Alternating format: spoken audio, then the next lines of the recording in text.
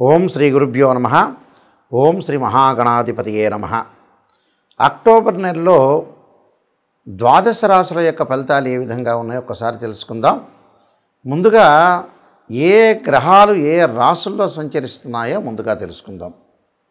ముఖ్యంగా శని మీనరాశిలో వక్రస్థితిలో ఉండటం, రాహు కుంభరాశిలోను, కేతు సింహరాశిలో సంచారం చేయడం జరుగుతుంది. ముఖ్యంగా ప్రధానంగా గురువు అక్టోబర్ మాసంలో 18వ తారీఖు వరకు కూడా మిథున రాశిలో సంచారం చేసి 18వ తారీఖు నుంచి కర్కాటక రాశిలో ప్రవేశం జరుగుతుంది. అంటే అది అతిచారము అంటారు. కర్కాటక రాశిలోకి ప్రవేశించడం అనేది జరుగుతుంది. మిగతా గ్రహాలను మనం చూసుకునేటట్టయితే ముఖ్యంగా కుజుడు బుధుడు తులారాశిలో సంచారం చేయటం, అక్టోబరు ప్రథమార్థంలో శుక్రుడు సింహరాశిలోను, ద్వితీయార్థంలో కన్యారాశిలోను సంచారం చేయటం, రవి ప్రథమార్థంలో కన్యారాశిలోను, అలానే ద్వితీయార్థంలో వచ్చేటప్పటికల్లా అంటే అక్టోబర్ 18వ తారీఖు తర్వాత రవి తులారాశిలో సంచారం చేస్తారు. ఈ సంచారాల వల్ల ఈ గ్రహాల యొక్క విషయంలో మనం ముందుగా ముఖ్యంగా ఎలాంటి రాశుల వాళ్ళకి ఎలాంటి ఫలితాలు కలుగుతాయో ఒకసారి పరిశీలన చేద్దాం. మీనరాశి వాళ్ళకి అక్టోబర్ మాసంలో రాశ్యాధిపతి అయిన గురువు చతుర్థ పంచమాల్లో ఉంటాడు. అంటే 18వ తారీఖు వరకు కూడా చతుర్థ స్థానంలో ఉంటాం. అలానే 18వ తారీఖు తర్వాత పంచమ స్థానంలోకి ఉండటం వల్ల, చతుర్థ స్థానంలో ఉండటం వల్ల తల్లి యొక్క ఆరోగ్య విషయంలో కొంత జాగ్రత్తగా ఉండాలి. ఫైనాన్షియల్ పరంగా పొదుపు పాటించడం అనేది మంచిది. ఆ 18 వరకు కూడా. 18 తర్వాత పొదుపు పాటించకూడదు అంటే పాటించవచ్చు, తప్పులేదు. కానీ ఫైనాన్షియల్ పరంగా డెవలప్మెంట్ అయ్యే అవకాశాలు ఎక్కువ ఉంటాయి. కర్కాటక రాశిలో గురువు అతిచారంలో ఉండటం వల్ల 18వ తారీఖు తర్వాత ఉద్యోగ ప్రయత్నాలు, నూతన ఉద్యోగాలు, నూతన వ్యాపారాల వల్ల లాభం, వ్యాపార భాగస్వాములు కూడా బాగా కలిసి వచ్చే అవకాశాలు ఎక్కువగా ఉంటాయి. అలానే జన్మంలో శని వక్రగతి స్థితిలో ఉండటం, అలానే వ్యయస్థానం రాహు యొక్క ఫలితం వల్ల ఆరోగ్యపరంగా ఇబ్బందులు కలగకుండా చూసుకోవాలి. విదేశాలకు వెళ్ళే అవకాశాలు అనేవి లభించినా వెళ్ళలేకుండా కొంత ఆలస్యం జరగటం ఒకటి. విదేశాల్లో ఉన్న వ్యక్తులు ఎవరైతే ఉంటారో వాళ్ళందరికీ కూడా గ్రీన్ కార్డ్ రావాలని ఆశించే వాళ్ళకి కొంత ఆలస్యం జరగటం ఒకటి. విద్యార్థులు అక్టోబర్ 18 తర్వాత మంచి విశ్వవిద్యాలయంలో సీటు లభించే అవకాశాలు బాగా ఎక్కువ ఉంటాయి. కొంత అధిక శ్రద్ధతోటి వాళ్ళు చదువుకోవటం, వేరే వ్యాపకాలను తగ్గించి చదువు మీద కొంత కాన్సన్ట్రేషన్ చేస్తే వీళ్ళకి మంచి జరిగే అవకాశాలు ఎక్కువగా ఉంటాయి.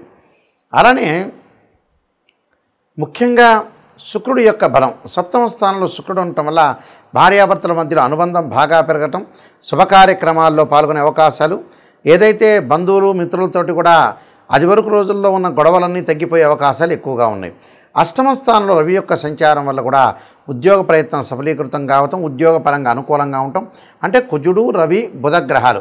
ఆ కుజుడి వల్ల మటుకు ఆరోగ్యపరంగా వాహన ప్రమాదాలు జరగకుండా, యాక్సిడెంట్ జరగకుండా చూసుకోవాలి. వ్యాపారం అనేది భాగస్వామ్య వ్యాపారం అనేది పనికిరాదు. ఒంటరి వ్యాపారం చేయటం వల్లనే అనుకూలంగా ఉండే అవకాశాలు ఎక్కువ ఉంటాయి. షష్టమ స్థానంలో కేతు యొక్క ప్రభావం వల్ల యాత్రలు, దూర ప్రయాణాలు చేయటం, బంధుమిత్రులతోటి సహకారంతో ముందుకు వెళ్ళే అవకాశాలు ఉంటాయి. ప్రతి పనిలో కూడా వాళ్ళు కొంత విజయం సాధించే అవకాశాలు ఉంటాయి. కాబట్టి వీళ్ళకి ఎలాంటి ఇబ్బందులు లేకుండా ఆరోగ్యం మినహా మిగతావన్నీ కూడా అనుకూలంగా ఉన్నాయి. ఆరోగ్యాన్ని కొంత కాపాడుకోవాలి. వాహన ప్రమాదాలు లేకుండా కొద్దిగా జాగ్రత్తగా ఉండి ముందుకు వెళ్ళటం అనేది చాలా ఇంపార్టెంట్. లేకపోతే ఇబ్బందికరమైన వాతావరణం వచ్చే అవకాశాలు ఎక్కువ ఉంటాయి. అంటే వాహనాన్ని అతి స్పీడ్గా నడపకూడదు.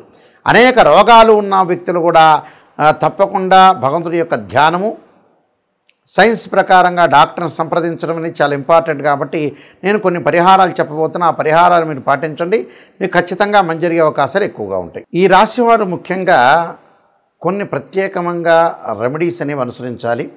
ఆ రెమెడీస్లో నేను కొన్ని పరిహారాలు చెప్తాను. ఆ పరిహారాలు పాటిస్తే మంచి జరిగే అవకాశాలు ఖచ్చితంగా ఉంటాయి. ఎందుకంటే ఈ రాశి వాళ్ళు ముఖ్యంగా సూర్యుడి యొక్క నమస్కారాలు చేయటం మంచిది.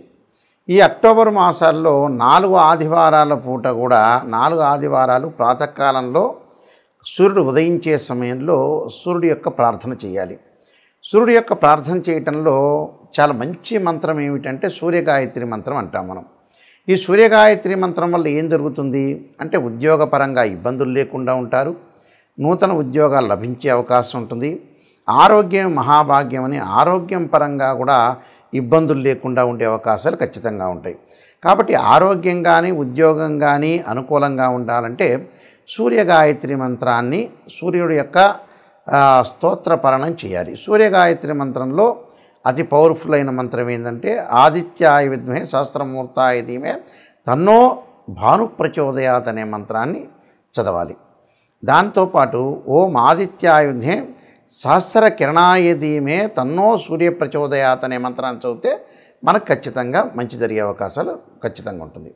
అలానే మానసికంగా ఆందోళన చెందుతున్న వాళ్ళు, చెవి, ముక్కు, గొంతు, అలానే నిమోనియాతో బాధపడుతున్న వాళ్ళు, లంగ్స్ సంబంధించిన ఎఫెక్ట్స్తో బాధపడుతున్న వాళ్ళు, ఖచ్చితంగా సైనస్ సంబంధించిన ఆరోగ్యపరంగా ఇబ్బందులు కలుగుతున్న వాళ్ళు, మానసికంగా బలం లేని వాళ్ళు, మానసికంగా ఆందోళన చెందుతున్న వాళ్ళు ఖచ్చితంగా ఆరాధన చేయాల్సిన చంద్రగ్రహాన్ని ఆరాధన చేయాలి. చంద్రుని ఎలా ఆరాధన చేయాలి? చంద్రగాయత్రి మంత్రాన్ని చదువుకోవాలి. క్షీరపుత్రాయ విద్మహే అమృతతత్వాయ ధీమహి తన్నో చంద్ర ప్రచోదయాత్ అనే మంత్రాన్ని చదువుకోవాలి. రియల్ ఎస్టేట్ కానీ, అలానే అగ్రికల్చర్ ల్యాండ్స్లో కానీ, రైతులు కానీ, బిల్డర్స్ కానీ, కెమికల్ కంపెనీస్ వాళ్ళు కానీ, డాక్టర్స్ కానీ, కోర్టు వ్యవహారాలు, పోలీస్ స్టేషన్ వ్యవహారాల్లో చిక్కుకున్న వ్యక్తులు, అలానే ఏదైతే ఆస్తిపాస్తుల గురించి గొడవలు, అన్నదమ్ముల మధ్యలో గొడవలు ఉన్న వాళ్ళు తప్పకుండా సుబ్రహ్మణ్య స్వామి యొక్క ఆరాధన చేయాలి. అంటే 2 జంట సర్పాలను దానం చేయటము, అలానే రాహుకాలంలో పూజ చేయటము, సుబ్రహ్మణ్య స్వామి యొక్క ఆరాధన చేయాలి. సుబ్రహ్మణ్య స్వామిని చుట్టూ ప్రదర్శన చేసేటప్పుడు తప్పకుండా తత్పురుషాయ విద్మహే మహాసేనాయ ధీమహి తన్నో షణ్ముఖ ప్రచోదయాత్ అనే మంత్రాన్ని చక్కగా చదువుకోవటం వల్ల మనకున్న గొడవలు, తగాదులు ఇలాంటివన్నీ కూడా పరిష్కారం జరిగే అవకాశాలు ఖచ్చితంగా ఉంటాయి. అలానే వీళ్ళు బుధగ్రహం అంటే బుద్ధిబలం పెరగటానికి, లౌకిక జ్ఞానం పెరగటానికి, అలానే గణిత శాస్త్రంలో ప్రాధాన్యత పెరగటానికి, లెక్కల్లో పిల్లలు విద్యార్థులు వీక్గా ఉన్న వ్యక్తులు వ్యాపారపరంగా అనుకూలంగా ఉండాలంటే ఖచ్చితంగా విష్ణు సహస్రనామ పారాయణంతో పాటు ఓం యక్షాయ కుబేరాయ వైశ్రవణాయ ధనధాన్యాధిపతే ధనం ధాన్యం సమృద్ధిమే దేహిమే దాపయిస్వ అనే మంత్రాన్ని చక్కగా బుధవారం రోజున ప్రాతకాలంలో 11 సార్లు చదవటం చాలా మంచిది.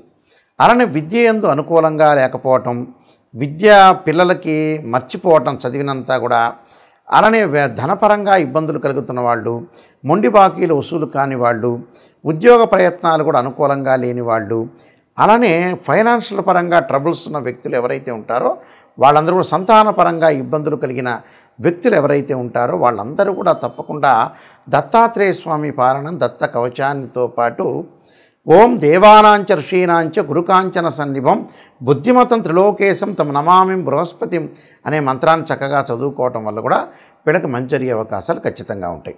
అలానే వివాహం కాని స్త్రీ పురుషులు ఎవరైతే ఉంటారో, మాకు వివాహాలు కావట్లేదు, దగ్గరికి వచ్చినట్టు వచ్చి వెళ్ళిపోతున్నాయనే వ్యక్తులు అమ్మవారి యొక్క ఆరాధన చేయాలి.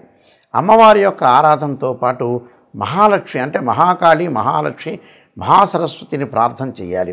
అలానే కాత్యాయనాయ విద్మహే కన్యాకుమారి ధీమహి తన్నో దుర్గి ప్రచోదయాత్ అనే మంత్రాన్ని చదవటం వల్ల శీఘ్రంగా వివాహం జరిగే అవకాశాలు ఉంటాయి. అలానే శుక్రవారం రోజున బొబ్బర్లు దానం చేయటం, వీలైతే బొబ్బర్లు ఆవుకు పెట్టే అవకాశం అనేది చూసుకోవాలి. అలానే వీలైతే శుక్ర జపం చేయించటం, అలానే అబ్బాయిలు వివాహం కాలేదంటే వరపాశుపతాస్త్ర అంటే కన్యాపాశుపతాస్త్ర రుద్రాభిషేకం, అమ్మాయిలు వచ్చేటప్పటికల్లా అంటే అబ్బాయిలు వచ్చేటప్పటికల్లా ఈ శుక్రుడి గురించి మళ్ళీ రిపీట్గా చెబుతున్నాను చూడండి ఒక్కసారి. శుక్రగ్రహం నుంచి మళ్ళీ చెబుతున్నా. ఎవరైతే అమ్మాయిలకు వివాహం కావట్లేదో, అబ్బాయిలకు వివాహం కాకపోతుంటే వీళ్ళు శుక్రగ్రహం యొక్క అనుకూలత ఉండాలి. శుక్రుడు కళత్రకారకుడు, వివాహకారకుడు, సుఖాన్ని, భోగాన్ని, సౌఖ్యాన్ని ఇచ్చేవాడు శుక్రుడు. ఈ శుక్రగ్రహం వల్ల మరి ఎవరికైతే వివాహం కావట్లేదో అబ్బాయిలు కన్యాపాశుపతాస్త్ర రుద్రాభిషేకం, అమ్మాయిలు వరపాశుపతాస్త్ర రుద్రాభిషేకం చేయటం, శుక్ర జపము, శుక్ర హోమం చేసుకోవటం, భృగుపాశుపతాస్త్ర రుద్రాభిషేకం చేసుకోవటం వల్ల చాలా మంచి జరిగే అవకాశం ఖచ్చితంగా ఉంటుంది. అలానే ఆయు ప్రమాణం తగ్గుతూ ఉండి ఆరోగ్యపరంగా నష్టాలు జరుగుతున్న వ్యక్తులు శని యొక్క ప్రభావం ఉంటుంది కాబట్టి శని యొక్క ఆరాధన చేయాలి. వీలైతే మరి నువ్వుల నూనెతోటి శివుడికి అభిషేకం చేయటం వల్ల ఆయు ప్రమాణం పెరుగుతుందని శాస్త్రంలో చెప్పారు. అలానే విదేశాలకు వెళ్లకుండా, విదేశాలకి ఏదైతే వీళ్ళకి వీసా రాకపోవటం, విదేశాల్లో ఉన్న వ్యక్తులకు కూడా అక్కడ వాళ్ళకైతే మంచి వ్యాపారం కానీ, అలానే మంచి జాబ్ కానీ రాకుండా, గ్రీన్ కార్డు కూడా రాకుండా ఉన్న వ్యక్తులు విదేశాల్లో ఉన్న వ్యక్తులు ఎవరైతే ఉంటారో రాహువు యొక్క ఆరాధన చేయాలి. అర్ధకాయ మహావీరం చంద్రాదిత్యమర్దనం సింహకాగర్భ సంభూతం తమ రాహుం ప్రణమామ్యం అనే మంత్రాన్ని చక్కగా చదువుకోవాలి. అలానే జ్ఞానవృద్ధి లేకుండా, ఎక్కడైనా సరే ఆధ్యాత్మిక చింతన లేకుండా మొండిగా ఉండి కోపాన్ని బాగా ఎక్కువగా తగ్గించుకోలేని వ్యక్తులు, కోప్పడుతుంటే చికాకులు కలిగి అలానే గొడవలు పడుతున్న వ్యక్తులు ఎవరైతే ఉంటారో వాళ్ళు కేతు యొక్క ఆరాధన చేయాలి. కేతువుకు అధిష్టాన దేవత అయిన గణపతి యొక్క ఆరాధన చేయాలి. గణపతిని గకార స్తోత్రంతో గరికతోటి పూజ చేయటం వల్ల వాళ్ళకి జీవితంలో ఉండే విఘ్నాలన్నీ కూడా తొలగిపోయే అవకాశం ఖచ్చితంగా ఉంటుంది. ఈ రాశి వాళ్ళందరికీ కూడా శ్రీ పరమేశ్వరుడి యొక్క అనుగ్రహాన్ని ఉండాలని ఆశిస్తూ, మీ అందరికీ కూడా మంచి జరగాలని ఆశిస్తూ సర్వే జనా సుఖినో భవంతు.